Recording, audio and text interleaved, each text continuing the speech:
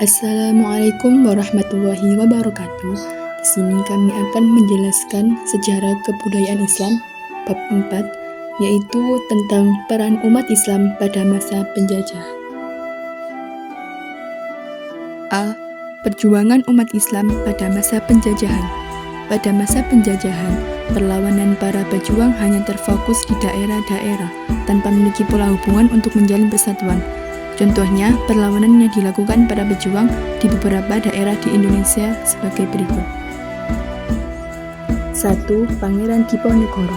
Pangeran Diponegoro lahir di Yogyakarta pada Jumat 11 November 1785. Dia lahir dengan nama mustahil. Ibunya bernama Raden Ayu Manggarawati, salah seorang sihir Sultan Hamengkubuwana III. Diponegoro merupakan pahlawan nasional dari tanah Jawa yang gagah memimpin perang Jawa melawan penjajah Belanda yang berkecamuk pada tahun 1825 sampai 1830. Diponegoro secara terang-terangan menentang Belanda, dan Belanda menangkap Diponegoro pada tanggal 20 April 1830. Lalu Diponegoro dibuang ke Manado, pada akhirnya dipindah ke Benteng Rotterdam, Makassar, dan selama 25 tahun tinggal di sana. Pada 8 Januari 1855, Pangeran Diponegoro wafat dan dimakamkan di kota tersebut. 2. Teku Umar. Teku Umar lahir di Meulaboh, Aceh Barat tahun 1854. Ia memulai perjuangan melawan penjajahan saat berusia 19 tahun. Perjuangan tersebut dimulai dari Meulaboh hingga Aceh Barat. Sebagai panglima, Teku Umar dikenal cerdik dan pandai bersiasat. Sejak menikah dengan Cut Nyadin pada tahun 1880, perlawanan rakyat Aceh menentang penjajahan makin kuat dan hebat. Lalu, Teku Umar berpura-pura menjadi kaki tangan Belanda untuk mempelajari strategi tempur Belanda serta mendapat tambahan senjata. Perlahan Belanda mengetahui pengkhianatan tersebut, dan Belanda menyerang Teku Umar di Meulaboh. Ia pun gugur dalam pertempuran tersebut pada tanggal 11 Februari 1899. Pada tanggal 6 November 1973, nama Teku Umar resmi dicatat sebagai pahlawan Indonesia. 3. Pangeran Antasari. Pangeran Antasari lahir pada tahun 1809 di Kayutani, Banjar, Kabupaten Banjar, Kalimantan Selatan. Ia merupakan pemimpin tertinggi di Kesultanan Banjar dan bergelar Panembahan Amiruddin Khalifatul Mukminin. Ia naik tahta setelah Sultan Hidayatullah ditangkap Belanda dan diasingkan ke Cianjur. Di bawah kepemimpinannya, perlawanan Kesultanan Banjar berlanjut hingga meletus Perang Banjar yang berlangsung sejak 1859 sampai 1905.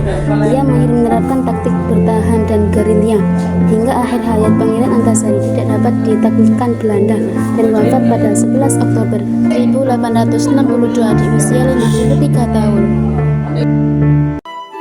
4. Tuanku Imam Bonjol. Tuanku Imam Bonjol lahir di Bonjol, Pasaman, Sumatera Barat tahun 1772 dari pasangan Bayanuddin Syahab dan Hamadun. Ia memiliki nama asli Muhammad Syahab, ayahnya alim ulama dari Sungai Rimbang, Suliki. Sejak tahun 1800 sampai 1802, Imam Bonjol menimba ilmu agama Islam di Aceh. Setelah pendidikannya tuntas, ia mendapat gelar Malin Basah, yaitu gelar tokoh yang dianggap besar atau mulia. Ia ikut bergabung dalam kaum Padri melawan kolonial dan beliau menjadi ketua kaum Padri dalam peperangan. Setelah Belanda sadar taktik perangnya kalah, Belanda mengundang Imam Bonjol untuk merundingkan perdamaian, dan ternyata Belanda menangkap Imam Bonjol dan diasingkan ke Cianjur.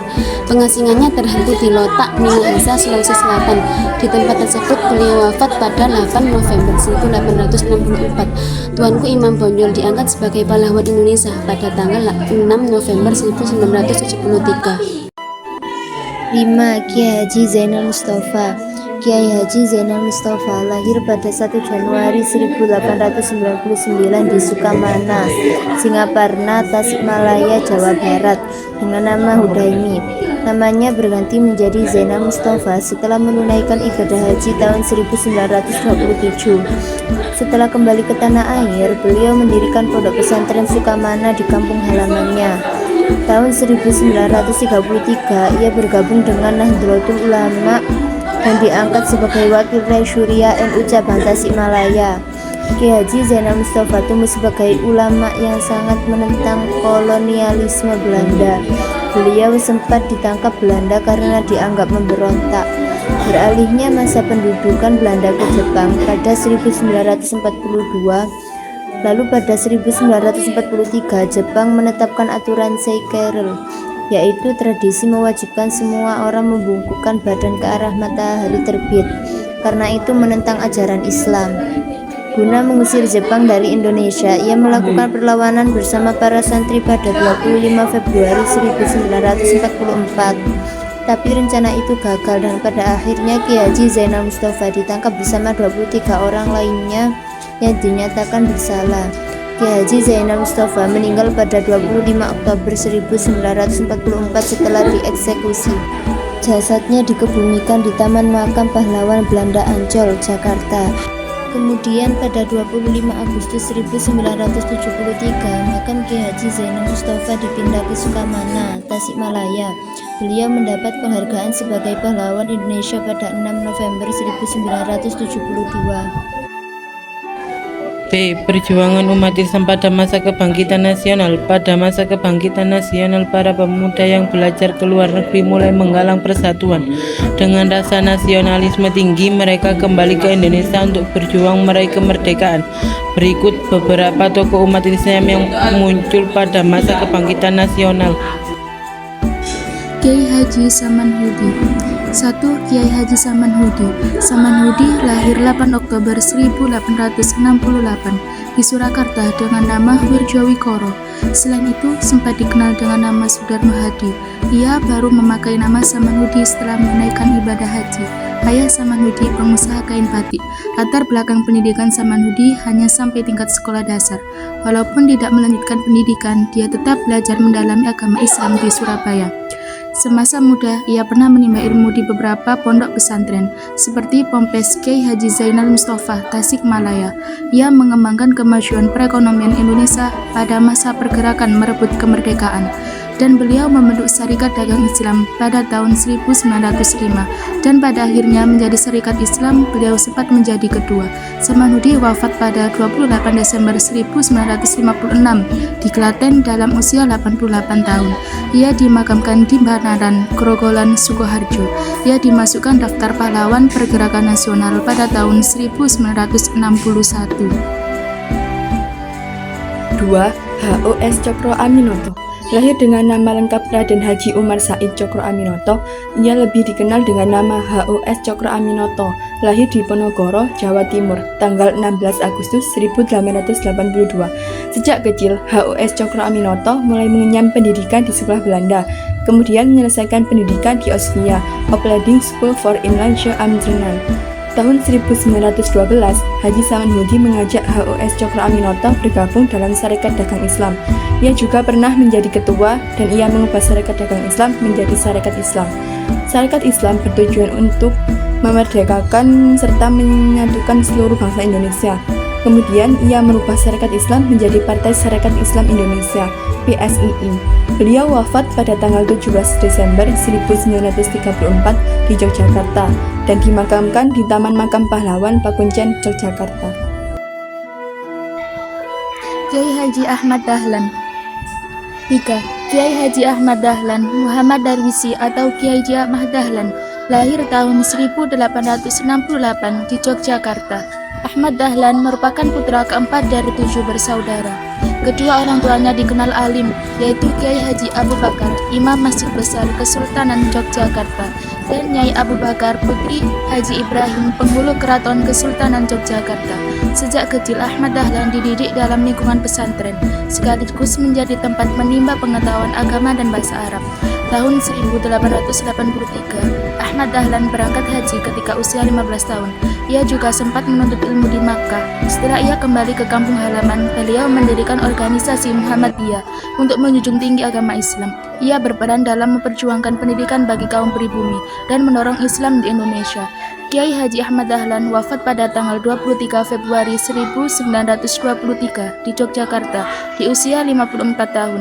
Ia dimakamkan di kampung Karangkajen, Brontokusuman, wilayah bernama Mergangsan di Yogyakarta. Pemerintah Indonesia menganugerahkan gelar pahlawan nasional kepada beliau pada tanggal 27 Desember 1961. Keempat, Kiai Haji Hashim Asy'ari. Muhammad Hashim atau Kiai Haji Hashim Asy'ari lahir hari Selasa 14 Februari 1871 Masehi, bertepatan 24 Dzulqa'dah 1287 Hijriah di Gedang, sebuah dusun kecil yang terletak di utara Jombang, Jawa Timur.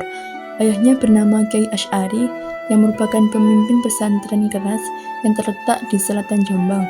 Ibunya bernama Halimah. Sejak usia 15 tahun, ia menimba ilmu di berbagai pesantren. Ia juga menimba ilmu di Mekah tahun 1892 di bawah bimbingan Syekh Mahfud dari Termas Pacitan. Setelah kembali dari Mekah pada tahun 1899, ia mendirikan pesantren yang diberi nama Tebu Ireng. Beliau juga mendirikan Nahdlatul Ulama pada tanggal 21 Januari 1926. Tujuannya untuk menegakkan syariat Islam berdasarkan ajaran Ahlus Sunnah wal Jamaah. Beliau terlibat secara aktif dalam membebaskan bangsa dari penjajah. Ia mengeluarkan resolusi jihad sebagai tanda bela negara dalam mempertahankan kemerdekaan Indonesia dari serangan penjajah. Resolusi jihad membangkitkan semangat arek-arek Surabaya pada peristiwa pertempuran di Surabaya tanggal 10 November 1945. Peristiwa itu diperingati sebagai Hari Pahlawan karena jasanya pemerintah memberi gelar pahlawan nasional. Kiai Haji Hashim Asy'ari wafat pada 7 Ramadan 1366 Hijriah atau tanggal 25 Juni 1947. Ia dimakamkan di Kompleks Ponpes Tebu Ireng, Jombang, Jawa Timur. Kiai Haji Abdul Wahab Hasbuloh. Kiai Haji Abdul Wahab Hasbuloh. Kiai Haji Abdul Wahab Hasbuloh atau bisa dipanggil dengan Mbah Wahab lahir di kota Jombang 31 Maret 1888. Ia putra dari pasangan Kiai Haji Hasbuloh Said, pengasuh pesantren Tambak Beras Jombang, Jawa Timur, dengan Kiai Latifah. Kiai Wahab Hasbuloh berasal dari keturunan Raja Brawijaya keempat. Sejak kecil ia menghabiskan pendidikan di pondok pesantren. Ia juga menuntut ilmu di Mekah. Di sana ia belajar dengan Syekh Mahfud Emas. Beliau juga aktif dalam pergerakan nasional. Tahun 1926 beliau bersama ulama lainnya seperti Kiai Haji Hashim Asy'ari memperkasai berdirinya NU. Nahdlatul Ulama. Syair Jalal Waton adalah karya Wahab. Syair itu berhasil menumbuhkan rasa nasionalisme para santri demi melawan penjajah. Pada masa revolusi kemerdekaan beliau turut serta dalam keluarganya. Revolusi jihad oleh Kiai Haji Hashim Asy'ari. Kiai Wahab wafat pada 29 Oktober 1971 di kediamannya di Ponpes Darul Ulum, Tambak Beras, Jombang. Atas jasad ia mendapat gelar pahlawan nasional yang baru disematkan pada 7 November 2014. 6. Kiai Haji Abdul Halim.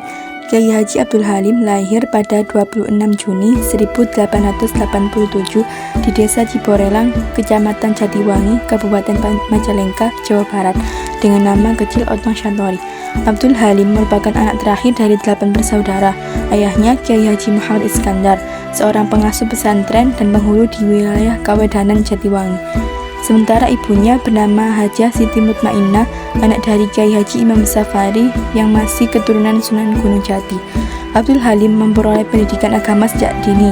Ia mengembara menuntut ilmu di sejumlah pesantren seperti pesantren Kuningan dan masih banyak lagi.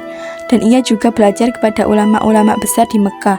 Ia menyebarkan agama Islam dan melawan penjajah di Indonesia. Kiai Haji Abdul Halim terus bergerak di bidang pendidikan dan pengajian dan berjuang memperbaiki umat. Pada tahun 1932, ia mendirikan Ponpes Santri Asmoro dan ia juga mendirikan Persatuan Umat Islam (PUI). Sesudah Perang Kemerdekaan, Abdul Halim tetap aktif dalam bidang keagamaan hingga wafat pada 7 Mei 1962. Pada 6 November 2008, pemerintah memberi gelar sebagai pahlawan nasional kepada Kiai Haji Abdul Halim. Demikianlah dari kami. Terima kasih atas perhatiannya. Assalamualaikum warahmatullahi wabarakatuh.